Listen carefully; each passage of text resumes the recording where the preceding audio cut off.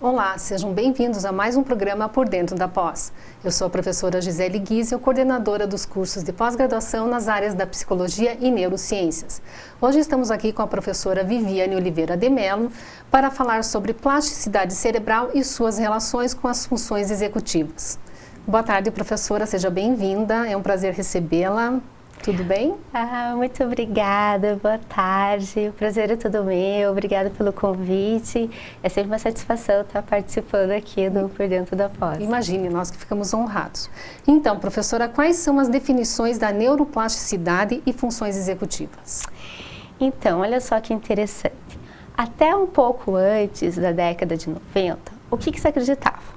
Então, tem todo o desenvolvimento do sistema nervoso central durante o desenvolvimento embrionário. Todos os neurônios que a gente precisa, que nasce já com a gente e depois do nascimento, se acreditava que a gente só ia perdendo neurônios e que eu tinha uma janela muito restrita de aprendizagem. Então, o cérebro, ele conseguiria aprender e se modificar só até um período de idade. Com a revolução da neurociência, que foram esses estudos, a década de 90, a década do cérebro, o que o pessoal começou a descobrir? Em vários cantos dos centros, onde começou a fazer essas pesquisas, seja Inglaterra, Estados Unidos, Alemanha, que aquele ditado nosso que cachorro velho não aprende com truques novos é mentira. Então, não importa a idade do bebê, até o idoso de 80, 90 anos, o cérebro está o tempo todo conseguindo aprender, se modificar, se adaptar às diversas circunstâncias do que acontece. É claro que durante a fase embrionária, até os 2 primeiros anos de idade, a gente tem um boom muito importante dessa neuroplasticidade. Nós temos uma quantidade imensa de neurônios, Então, o que a gente fala, tudo que você quiser ensinar para uma criança nessa idade, ela vai aprender de forma passiva. Então, perceba como uma criança aprende... Seria a partir dos 2 anos? Dos 0 até os 2 é uma etapa e depois dos 2 até os 7 anos de idade. Existe a poda neural quando tem 2 anos, não tem? Isso, tem a primeira poda neural, que é justamente isso, tem um excesso ali de sinapses e esse excesso de sinapses está impedindo o pleno desenvolvimento. Mas como assim, Tem muito neurônio, tem muita sinapse, não é bom? Não nesses termos, por quê? Eu não consigo ter uma adequação para que eu consiga realmente ter uma aprendizagem efetiva daquilo que está sendo o meu foco. É como se eu tivesse muitos sinais ao mesmo tempo e esse processamento, ao invés de ficar rápido, na verdade demora. É, por exemplo, o que acontece com alguns casos de TEA. Então, no TEA, principalmente o TEA ali, grau 2, grau 3, o número de sinapses deles é tão grande, que eles não conseguem assimilar, principalmente a questão de expressão facial. Quando a gente está falando, a gente está o tempo todo mudando a face. Ele não dá tempo do cérebro dele conseguir entender isso. Então, enquanto ele está processando a primeira expressão facial, você já mudou. Então, essa dificuldade. E crianças com TEA têm também essa poda neural? É no geral? Tem, todos os seres humanos. Todos os seres humanos possuem essa poda neural. Essa é a primeira.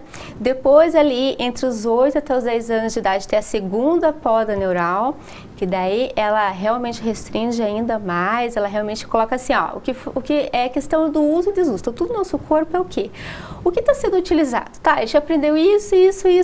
O que é importante disso? Isso aqui não é importante, vamos descartar. Entende? Para a gente ficar realmente com aquilo que é o mais refinado. Então, até a parte muscular, a gente tem toda a questão da mielinização, da banha de mielina, que acontece até essa etapa, ela vai obedecer isso. Porque nos nossos músculos, eu tenho, às vezes, 3, 4 neurônios que estão cuidando de cada movimento. Então, eu tenho, às vezes, 4 neurônios que estão cuidando de uma única fibra para eu conseguir fazer a flexão aqui de punho.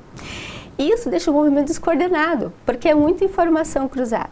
Quando acontece essa poda, não. A gente só precisa desse e aí fica certeiro a questão da informação. É para a gente flexionar, então todas as fibras vão conseguir, porque cada uma está com o seu neurônio próprio, entende? Então é isso. O que mais, da questão da neuroplasticidade? Então, quando a gente fala em neuroplasticidade, a gente tem essa que é uma questão inata e a outra que eu faço esforço para adquirir. O que é inata?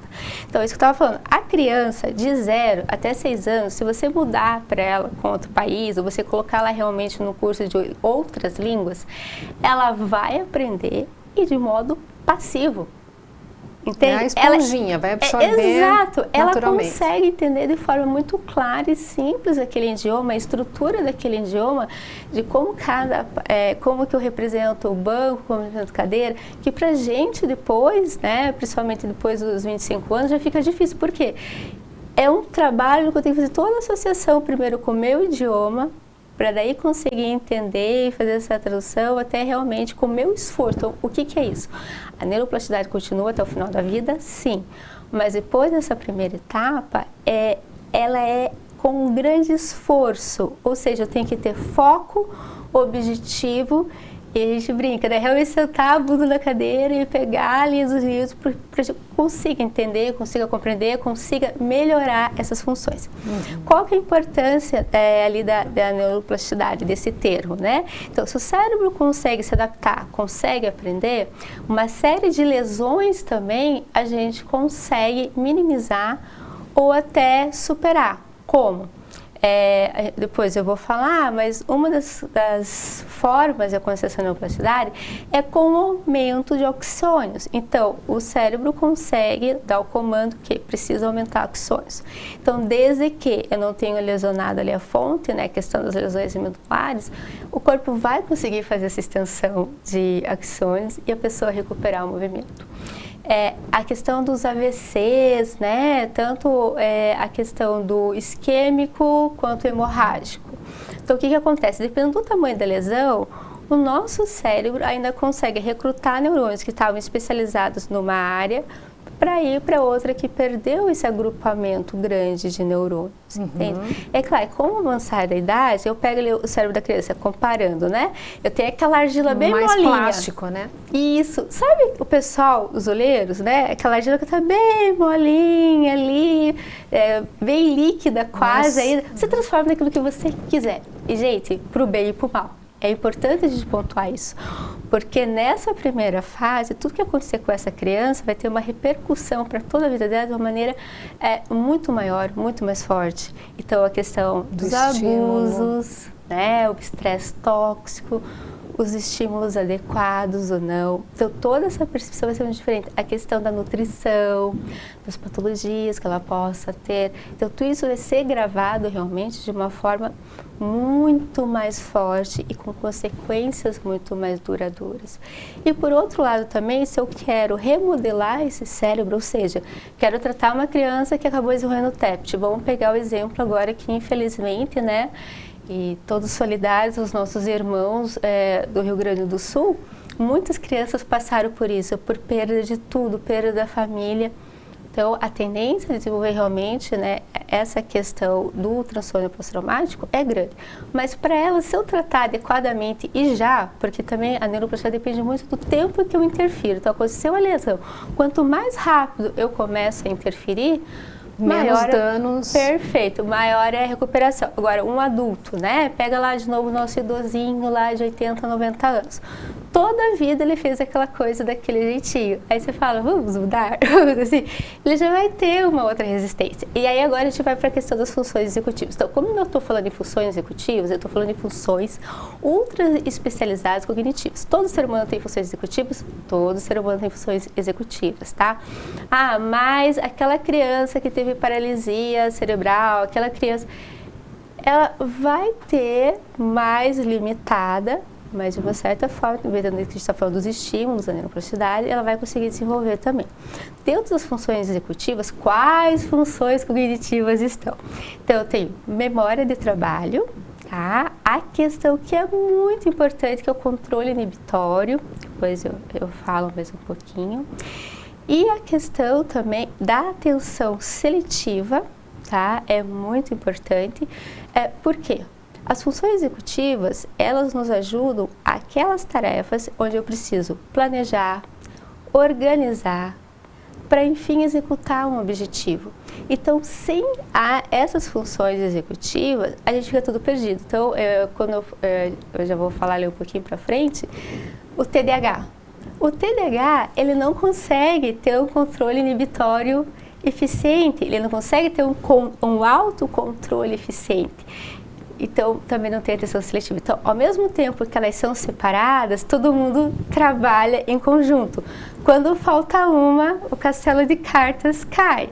Eu preciso de todas. Então, a memória de trabalho.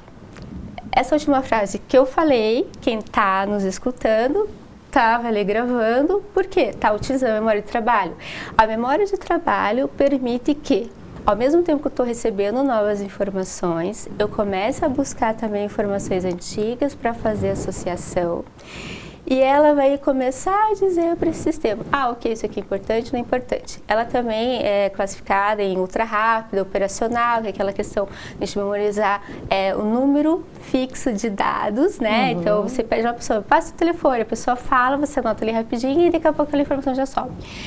A questão também de você conseguir fazer cálculos mentais, tudo isso você está utilizando a memória de trabalho. Mas o que ela depende? Atenção seletiva. Então, aquela criança, né, que chega da escola, não consegue ficar quieta por ela, não consegue manter o foco naquilo que está sendo falado, aquela atenção mínima necessária, todo o aprendizado cai. Por quê? Eu não consigo desenvolver memória de trabalho. Sem a memória de trabalho, toda essa modulação, eu não vou conseguir a memória daí de curto prazo, que daí vai me permitir fazer assimilação para transformar isso numa memória de longo prazo ou não. Então, por isso que é tão importante a questão do controle motor. Então, as funções executivas são todas as funções cognitivas que nos permitem fazer isso. Então, permite toda essa parte de racionalização, tomada de decisão, será que eu faço isso, eu faço aquilo, são as funções executivas que permitem. E tem alguns autores que até dividem elas em frias ou quentes, tá? Eu não gosto desse termo, porque o que a gente sabe? Por mais que eu esteja fazendo só um cálculo, aqui eu estou fazendo só uma operação matemática, eu tenho a função emocional junto. Então, para esses pesquisadores, tá, as funções frias são aquelas que seriam mais realmente só cognitivas, só racionais, e as quentes que estão envolvidas com todo esse autocontrole, essa questão emocional, essa questão de, por exemplo, uma pessoa te xinga, você não partir para a briga, você... Opa, vou parar, vou sentar. E aí entra também uma questão que está muito no nosso dia agora por causa da BNCC, que são, tá, as habilidades socioemocionais. A habilidade socioemocional passa por função executiva, passa por controle inibitório, passa por autoconhecimento, para eu entender minhas emoções, entender meus sentimentos, quando que eles ocorrem, como eles ocorrem, e a forma como que eu tenho que me adequar, então, a cada ambiente. Por exemplo, você, quando a professora está na sua casa, com a sua família, a professora tem um comportamento. Quando a professora está no seu ambiente de trabalho, tem outro comportamento. Se a professora for chamada para participar como júri, né, de um julgamento, vai ser outro comportamento. E isso é aprendido. Isso é ensinado, modulado e a gente pode mudar. Então, a gente acreditava também antes que essas funções, ou você tinha ou você não tinha. Não tinha como aprender, não tinha como desenvolver. A gente sabe que não.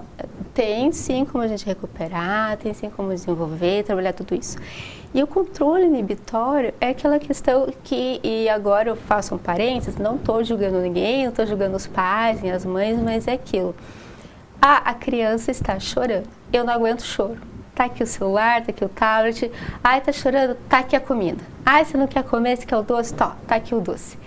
Esse cérebro não está aprendendo a ter controle inibitório, ele não está conseguindo postergar, tá, o prazer, a satisfação.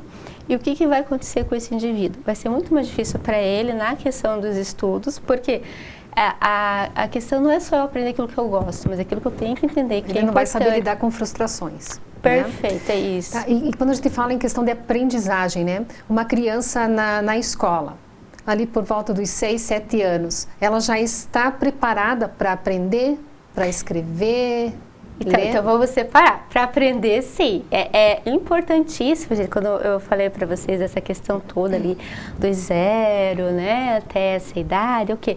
Eu preparar a criança realmente para esse nosso ensino formal. Então, uma coisa que nos diferencia dos animais é essa nossa intencionalidade dos estudos para colocar, então, trazer para todos os indivíduos da sociedade aquilo que foi construído, né, ao longo de toda a nossa história humana. O que acontece? Vai depender muito do histórico de vida do indivíduo. Então, o que a gente sabe hoje, tá? A criança com 6 anos, esse cérebro já tem maturidade o suficiente para conseguir aprender a ser alfabetizado? O ideal é a partir dos 7 anos. Mas por que eu falei que depende muito do contexto? Se essa criança desde pequena, ela já foi estimulada a começar a reconhecer letras, tudo, a entender a importância, né, de estar ali na escolinha, daquela questão para o aprendizado, que é a brincadeira também, mas a brincadeira, né, que motivar que vai realmente para aprendizado. O contato com papel, com lápis de cor, né? O que falta para eu conseguir, né, nessa etapa, conseguir efetivamente ser alfabetizado? Muitas vezes é a questão da psicomotricidade, então a gente fala que é a memória procedural, que é aquilo que eu falava nessas crianças, de novo, gente, eu não sou contra telas, mas tem toda uma indicação, tá? Do nossa Sociedade Brasileira de Pediatria, assim como também mundial, então tem a ONU, tem outros órgãos que falam, ó, o ideal seria que crianças de 0 até 4 anos não tivessem contato com essas telas. Por quê? Elas não permitem todo esse desenvolvimento do nosso tecido nervoso. Ele para, porque ele não me exige muito criatividade, não exige muito, sabe, pensamento e desenvolvimento motor. Por que isso é importante? Como eu falei, o cérebro trabalha todo um conjunto. Então, quando eu estou falando de funções executivas, eu estou falando de córtex pré-frontal. Quando eu estou falando de movimento, eu estou falando de córtex parietal, então aí eu tenho as áreas, né, que fazem essa questão do movimento, as primárias e as secundárias. Depois, eu tenho o cerebelo e lá no centro eu tenho os núcleos da base, que são aqueles núcleos que estão influenciando no Parkinson. Tudo isso eu preciso para eu ter uma coordenação motora adequada. Mas como que eu vou desenvolver a coordenação motora sem desenvolver a coordenação motora? Eu preciso correr, eu preciso brincar, eu preciso aprender a pular. Trabalhar a motricidade. Tem que trabalhar, porque senão não vou conseguir. Por quê? Quando eu estou aprendendo a ler, o cérebro ele faz todo um rearranjo muito maluquinho. Que ele usa a questão do occipital, tá? Que é a nossa questão visual, o pessoal que é vidente, mas descobrimos que mesmo quem aprende em braille também é o occipital que acaba trabalhando. Eu não tenho área para aprender a escrever, para falar assim. Então, a importância de valorizar, primeiro de tudo, é a linguagem. É o desenvolvimento. Quantas palavras, qual é o vocabulário que essa criança já tem? É a primeira coisa. Qual que é o indicativo? É o indicativo. Por quê? Eu vou ter que... tem toda uma discussão também, mas a gente, assim, de novo, gente, é pesquisa no mundo inteiro, tá? Onde viu-se que eu trabalhar com as questões dos fonemas, né, essa alfabetização fonológica funciona muito bem. Então, eu reduzo ali as partes, né, e eu vou entendendo, esse som é esse grafema, esse som é esse grafema. E o que tinha que ter vindo antes? Aquela fase que os pais às vezes falam assim, ele tá aí no jardim de infância, estou pagando tudo caro para ele só ficar brincando com massinha, pitando, só para brincar. Não gente, tem essa questão da motricidade que é importantíssima para essa fase, começa com os arabescos lá, sabe, aqueles rabiscos lá das crianças, começa a aprender como funciona essa estrutura, pintar. A massinha de modelar é para justamente desenvolver esse tato que eu preciso. Amassar papel, fazer colagem. Exato, então assim, tudo ali tem uma intenção pedagógica, né? A gente fala assim que na primeira infância tudo tem intenção pedagógica. A troca das fraldas é pedagógico, tá? Você está começando a ensinar para a criança a importância da higiene, do cuidado, a alimentação é pedagógico, é importante. O que eu seleciono como alimento para mim? Porque isso vai interferir na neuroplasticidade também, né? Então, como eu falei, eu não tenho área no cérebro para conseguir escrever. Então, o cérebro, ele faz uma gambiarra e ele pega ali um cantinho entre o córtex occipital e temporal para criar a área do que seria realmente a escrita e a leitura, né? Mas isso tem um custo, né? Aí essa é a predisposição que a criança já tem que estar realmente para entender que eu tenho que ter foco, atenção nisso, porque senão eu não vou conseguir o processo de assimilação. Tem essa questão da maturidade. A partir de que idade que podemos dizer assim, a pessoa está madura, agora ela realmente consegue discernir o certo do errado? Então, não me depende, vai ser do modo geral, só depois dos 25 anos de idade. Por quê? Esse córtex pré-frontal, que faz toda essa parte do controle, realmente deu inibitório, deu falar assim, não, isso aqui é arriscado, não vou fazer isso, né? Eu não posso me comportar assim, não posso falar dessa forma aqui, eu tenho que ter respeito aqui, né? Ele só termina o seu processo aos 25 anos de idade. Mas isso, e precisa fixar isso, não significa que eu não tenho que estimular e começar a trabalhar desde pequenininho. Então, não é não, espera, daqui a pouco você ganha, você recebe. Perdeu, perdeu. Na próxima partida do jogo, você tenta ganhar, entendeu? Sabe aquela questão, tem que ter aquelas questões, maior escândalo porque perderam. Ai, deixa ele ganhar. Não, ele tem que começar a entender tudo isso, porque, gente, são as nossas regras sociais. Porque senão fica isso que a gente está vendo na sociedade. As pessoas acham que pode fazer qualquer coisa com e não qualquer vai saber lidar com a frustração. Por quê? Eu aprendi que tudo que eu quero eu tenho no momento que eu quero. Foi isso que esse cérebro acabou aprendendo. Mas aos 25 anos de idade, então, mais aquilo que eu falei, o cérebro está a vida inteira trabalhando, se desenvolvendo, aprendendo, dependendo, claro, dos estímulos que a gente acaba oferecendo. Mas essa maturação aos 25 anos. Perfeito. Professora, está excelente o papo, mas a gente vai fazer um intervalinho e logo voltamos. Até lá.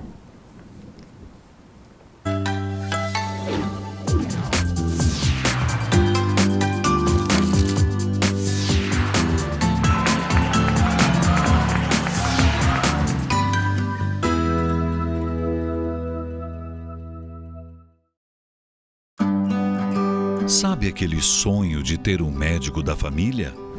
Que conhece os seus hábitos?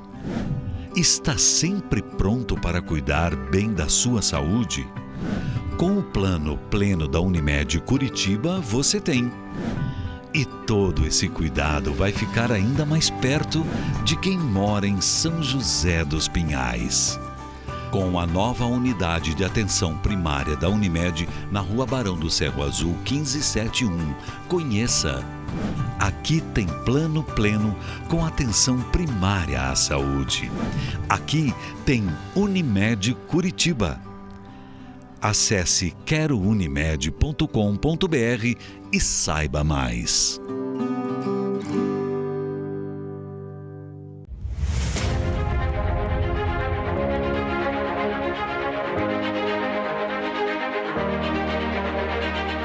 No ponto mais privilegiado de Curitiba, no Alto do Pirazinho, o sítio de transmissão do Super Canal 13. 13.1 TV Cultura, uma das emissoras mais admiradas e premiadas no Brasil e no exterior, com mais de 400 prêmios. Com seu conteúdo rico, diversificado e plural, combinando informação de qualidade, opinião e entretenimento com diversão e conhecimento para todas as idades. Aqui você tem cultura. 13.2 TV Profissão. Ensino e aprendizagem. É a televisão caminhando de mãos dadas com a educação, democratizando o acesso ao saber e contribuindo assim com a informação no pleno exercício da cidadania. 13.3 RMC-TV, um canal voltado para a realidade local com muito entretenimento e informação para todos os telespectadores da região metropolitana de Curitiba. 13.4 TV Fundação Wilson Picker, Enem para todos e uma diversificada programação, democratizando assim o acesso ao saber. E 13.5 Rádio Digital UHF, a primeira no Brasil.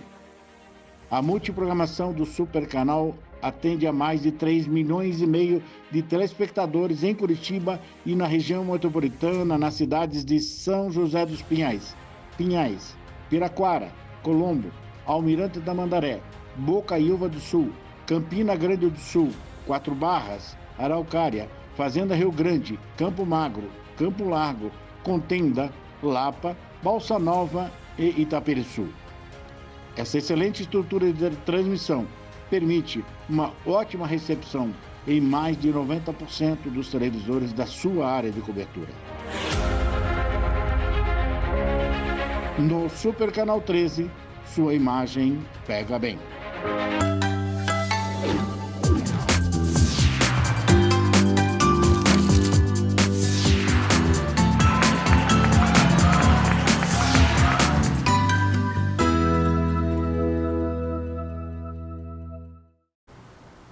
Então, estamos de volta e vamos retomar então, professora, quais são os mecanismos da plasticidade cerebral e como eles influenciam as funções executivas? Então, é assim, lembra que eu falei para vocês aquela primeira neuroplasticidade, que é a neuroplasticidade inata. Essa primeira neuroplasticidade, principalmente ali na vida intrauterina, por isso que é tão importante o pré-natal, né, a mamãe realmente se cuidar, eu tenho uma explosão de neurônios. Então, assim, lá pela terceira semana de gestação, no meio dela, começa então a formação do tubo neural e das cristas neurais que vão dar origem ao nosso encéfalo. O que acontece? A partir disso, é uma coisa assim, impressionante. São 250 mil neurônios formados por hora. Daquele botãozinho de célula, aquele, né, que começa a crescer, aquela coisinha ali, começa a ter toda essa produção de neurônios. Então, depois que a gente nasce, eu ainda tenho a neurogênese, mas ela fica restrita a algumas áreas. Quais áreas ainda a gente tem neurogênese? Hipocampo. Hipocampo é fundamental para eu conseguir fazer essa parte da assimilização da memória e depois ela vai para diversas áreas. Quando eu falo em memória consolidada, memória de longo prazo, eu não tenho um local específico, tá, no nosso cérebro onde ela está, depende muito do que for. É uma memória emotiva de uma música, de um momento, tá relacionado ao temporal. É uma questão mais realmente de um texto que eu gostei muito, um livro. Então, ela vai ficar junto ali, entre occipital, temporal, frontal. Então, depende muito, né, do tipo. Então, o hipocampo é fundamental nessa parte. Tem aquele caso famoso, neurociência, porque muita neurociência, infelizmente, foi descoberta através daquilo que deu errado, os acidentes, as cirurgias, que é o caso HM, daquele paciente onde foi retirado toda o córtex temporal dele, né, e junto foi suprimido o hipocampo, e onde ele conseguia aprender. Então, se desse uma informação nova para ele, naquele momento ele aprendia, mas durante a noite não acontecia a consolidação logo depois, então essa memória de curto prazo não conseguia se transformar numa memória de longo prazo, porque tinha se retirado o hipocampo. Ele está muito relacionado com o nosso sistema límbico também, então dessa modulação, então, junto com a amígdala, né? A amígdala ali, ela fala assim, isso aqui tem valência emocional, importante, né? Isso aqui está correndo perigo, tal, o hipocampo já dispara, ou a gente tem que armazenar isso, por quê? A função primordial do cérebro é fazer com que a gente sobreviva no nosso meio da melhor forma, então que a gente tenha sucesso, né? E para a gente vai aprendendo o que é perigoso, o que não é, isso aqui causa dor, isso não quer. Então, ele tende a fugir de tudo aquilo que eu entendo como dor e querer maximizar tudo aquilo que eu entendo como prazer. Então, o hipocampo também é fundamental para a gente entender localização, que eu falo que é a coisa que eu não tenho da ciência GPS. Mas é aquela questão assim, se acorda de noite, isso não precisa acender a luz, você sabe que está teu banheiro. E quem está te informando isso é o hipocampo. Né? Então, ele faz toda essa associação. Além dessa área do hipocampo, a gente tem uma área também no olfato, onde eu tenho um pouco de neurogênese. E entre o nosso cérebro também abaixo ali do hipocampo, eu também tem uma área que tem um pouquinho ainda de neurogênese. Qual que é o problema? Esses neurônios, quando são produzidos, dependendo do estado que esteja ali a coisa, eles, entre aspas, não vingam, eles não chegam a se maturar, acabam morrendo muito antes. E ele já tem endereço certo. Esses neurônios, ou eles vão para o córtex pré-frontal, o que para a gente é muito importante, porque tudo aquilo que faz com que nós sejamos seres humanos está no córtex pré-frontal, e também a questão do temporal, tá? Então, esses dois lugares. Então, por exemplo, assim, quando os cientistas descobriram isso, eles falaram, nossa, que legal, agora a gente vai poder mandar neurônio para qualquer área. Não, ele já tem o endereço certo, tá? Então, o primeiro é isso, a neurogênese. A outra, que é muito importante, é a sináptica. Então, o que é a sinapse, né? É essa conexão do neurônio com outro neurônio. E depende desse aprendizado. Então, o aprendizado, a memória, está justamente nessa ligação entre um neurônio e outro. E por que é tão importante? Tá, mas a gente vai perdendo neurônio na vida. Não tem problema. Se a minha plasticidade for boa, se a minha rede de neurônios for muito forte, for muito boa, porque daí eu tenho vários neurônios que estão, cada neurônio pode fazer conexão com até outros 10 mil neurônios. Nós temos 86, cerca, né, de 86 bilhões de neurônios no nosso tecido nervoso. Então, é inimaginável a quantidade de conexão que a gente pode fazer. E esse neurônio conectando com vários, ele acaba também dividindo a informação. É por isso que muitas vezes você vai pensar numa atividade e começa a vir um monte de outras informações, porque eles estão divididos nessa mesma rede. Então, o que seria essa modulação por sinapse, né? Neuromodulação. Toda vez que a gente aprende uma coisa nova, a gente está produzindo uma nova sinapse. Se essa sinapse vai durar ou não, vai depender então do quanto eu continuar revendo isso, quanto eu colocar como importante isso. Então, aquele aluno, né, a gente está estudando uma coisa e eu nunca mais vejo. Aí você vai dizer, isso aqui é importante, e você fala, nossa, mas eu tinha visto isso e não lembro. Não, porque é aquilo que eu sempre falo, o cérebro trabalha na questão do uso e desuso. Uso é importante, vamos guardar. Não é importante, vamos descartar. Por todo o custo energético, né, que tem o sistema nervoso. Mas conforme eu for reforçando isso e trazendo outras informações que vão agregando, que são próximas, que o cérebro entendeu como similares, eu aumento essa rede de neurônios, eu posso aumentar o número de axônios, os axônios crescem.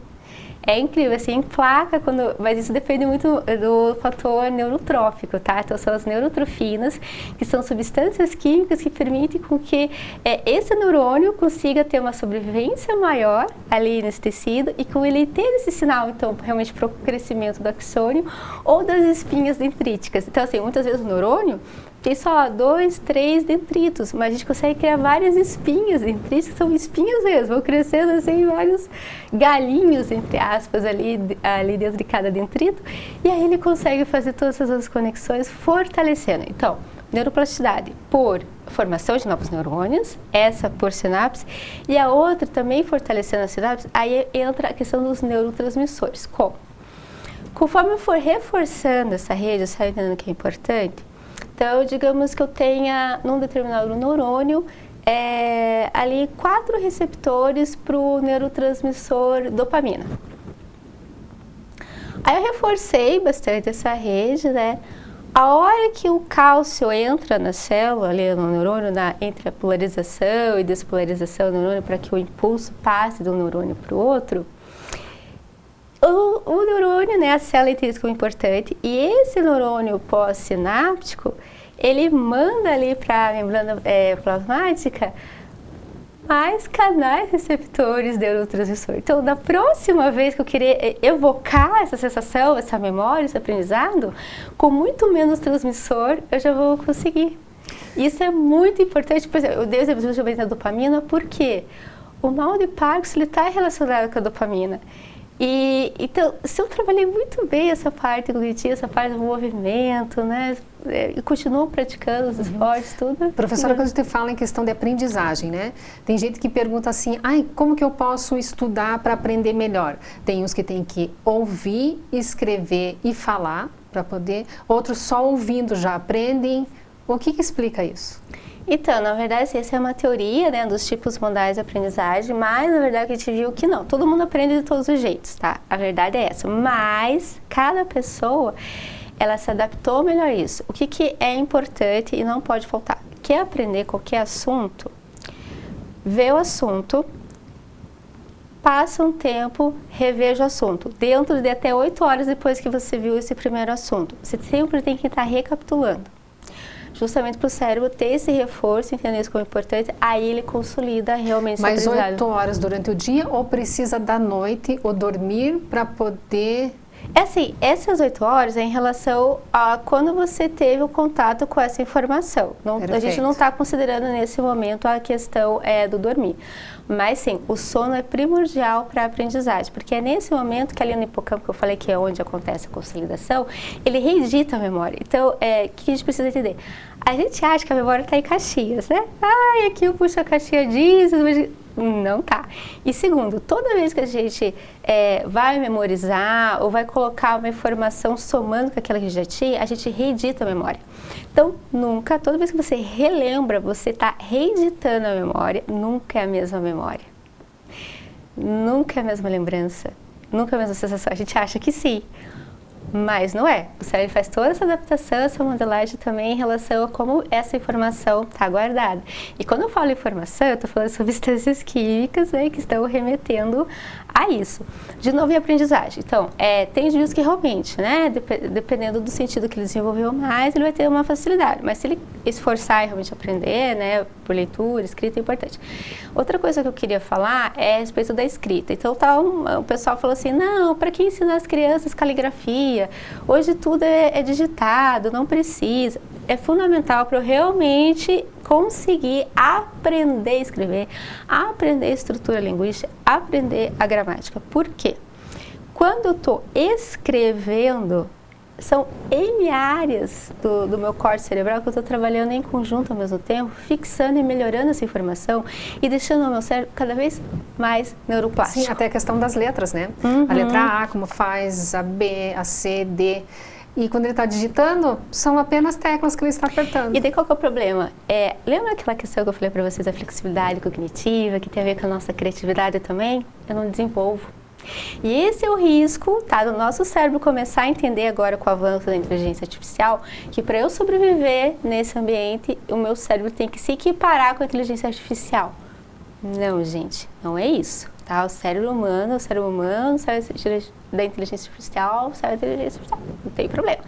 Mas a gente tem que preservar realmente esse nosso mecanismo de criatividade. Então, a gente vê, né, saiu um estudo que é alarmante. A geração de agora dos anos 2000, né, principalmente agora 2010, é a primeira geração que ao invés do que aumentar, ele diminuiu. Porque a plasticidade também acontece no evento contrário, né? Aquilo que eu falei, é toda a modelagem de adaptação. O cérebro entendeu que eu não uso, vou retirar. Então, eu estou tendo uma diminuição muito grande nesses indivíduos do córtex pré-frontal. Só que o córtex pré-frontal é que foi o que a gente viu em sociedade, já aprendeu a linguagem, línguas, todo o aspecto sociocultural. Então, é realmente alarmante esse dado. E, de novo, a neuroplasticidade, como a gente fala, eu quero só dar mais um exemplo de quando ela é negativa, no caso, então, da pessoa que tem aquelas dores horríveis do membro fantasma, por neuroplasticidade isso. E a neuroplasticidade tem que entender que ela não é um processo demorado. Toda vez que eu estou adquirindo uma informação nova, já está acontecendo isso no nosso cérebro. E segundo, no caso de novo, do trauma. Então, assim, eu aprendo a ter medo de uma questão. Aprendi aquilo, eu criei neuroplasticidade para medo.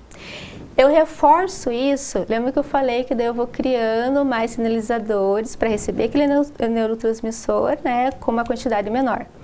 Vai chegar um momento que se antes, para eu sentir medo, eu tinha que falar em público, por exemplo, só de eu ter que cumprimentar uma pessoa a primeira vez, só de eu ter que sair de casa, eu já vou ter aqueles mesmos sintomas que eu tinha. Então, isso é neuroplasticidade, porque o cérebro entendeu que para ele sobreviver, esse medo é importante, então ele vai aumentando isso. Tá, mas a gente estava falando dos aspectos da neuroplasticidade como ocorre. Então, essa questão da sinapse, para o pessoal não se perder. Então, a sinapse, a questão de eu ter desenvolvimento de novos neurônios, né? E dentro da sinapse também a modulação química. Dentro de sinapses ainda, eu posso ter tanto o aumento das espinhas dendríticas e elas dependem de fatores neurotróficos ou fatores neurotróficos derivados do encéfalo, fator de crescimento, tá, do sistema nervoso também, e de outros fatores, como fator de crescimento semelhante à insulina, fator de crescimento vascular, porque eu tenho que nutrir, né, tem que chegar oxigênio ali, as substâncias e retirar também aquilo que não é mais de interesse das células. Então, esses fatores são importantes. E como que eu crio esses fatores? Com estudo, toda vez que eu aprendo uma coisa nova, que eu experimento uma comida nova, eu aumento essa capacidade de produzir esses fatores. E eu sei, né, pessoal, quem também como eu não gosto de fazer exercício físico, não tem jeito.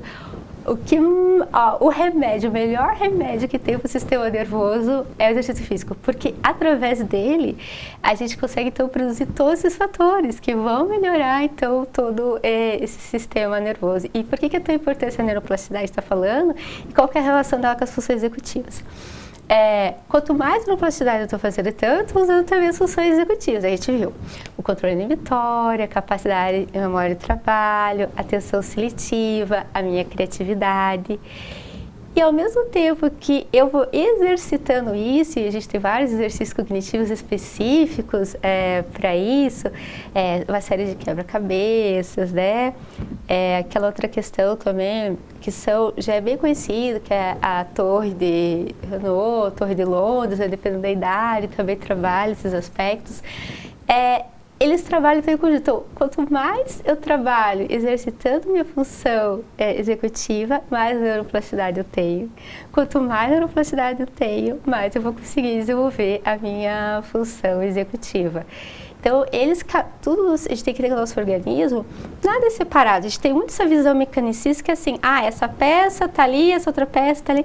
Mas é todo um conjunto. Então, o que eu como interfere. Então, se eu quero também produzir esses fatores, a gente sabe que o ômega 3 de verdade é muito bom. A questão vitamina D é muito importante. A alimentação, também. A suplementação, quando necessária. Com certeza. O ambiente, né? Estímulo. E a escola pode contribuir de que forma? Gente, a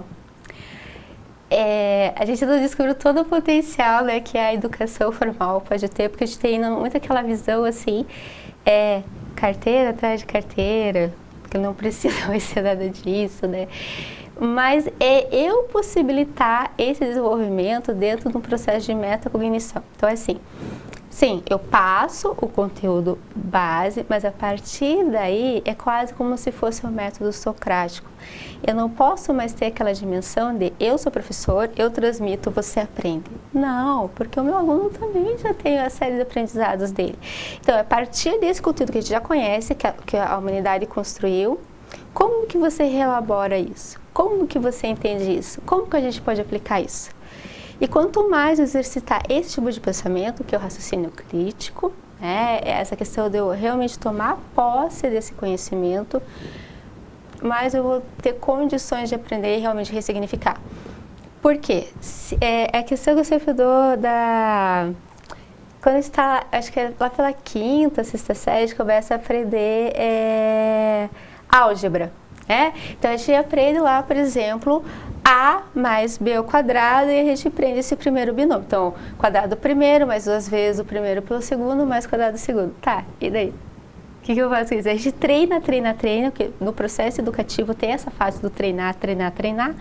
Tá, mas como só que não aprende o sentido para aquilo. Onde que eu associo isso? E não é uma questão só utilitarista, sabe? Tudo tem que ter uma função prática? Não. Mas eu tenho que enxergar qual é o objetivo, qual que é a importância disso, como que eu associo com isso. História. Por que a história fica todo chato? Data. Não.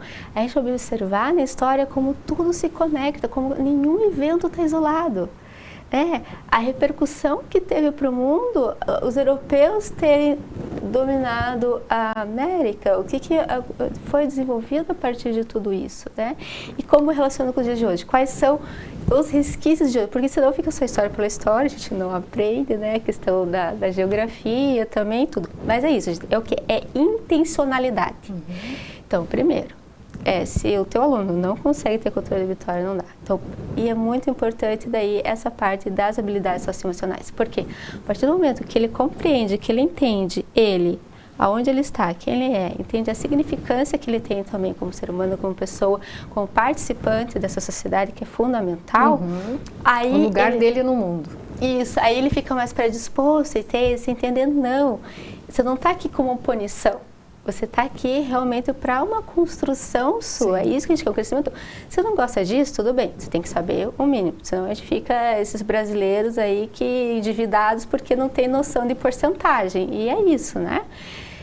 De questão financeira, enfim, não teve esse conhecimento. Então, a gente precisa de conhecimentos, sim, estruturados e desses conhecimentos que fazem parte. Unir, sabe, as coisas e não tratar só como uma massa, mas realmente enxergar como indivíduo. Isso faz toda a diferença, porque quando o teu aluno se sente respeitado, quando ele se sente individualizado, Quando você chega, sabe fazer o elogio na hora certa. Quando E se sente parte integrante daquele momento. Perfeito. E isso cria uma cascata neurológica, uma dopamina, porque é uma dopamina que a gente fala do bem. Ele tem até vontade de ir para a escola. Isso, porque não é a dopamina só do açúcar ou do prazer ali do joguinho, entende? Daquele contato social do local que ele faz parte.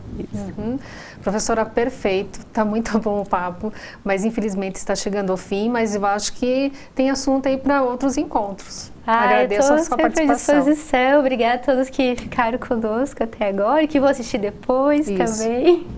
Obrigada e até o próximo.